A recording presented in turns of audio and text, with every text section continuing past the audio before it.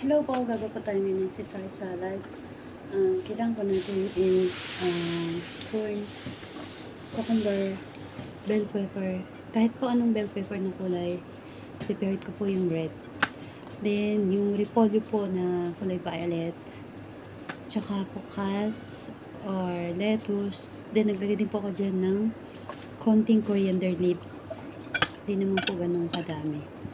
Then, imekos-mekos niyo po yan hanggang sa mahilo siya.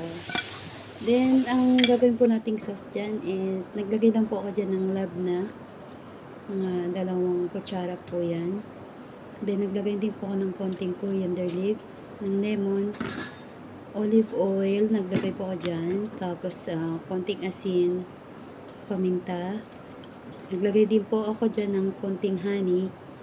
Kahit alin po ang honey, ang lagay nyo, pwede po yan. At naglagay din po ako ng konting mustard, yellow mustard.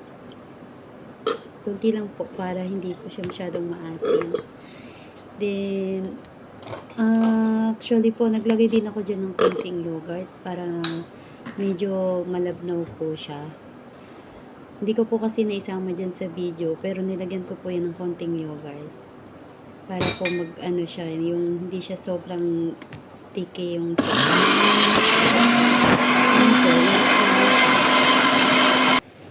Then, prepare nyo po kung iwalay nyo yung sauce or isama nyo na pagkakain na po si amo nyo.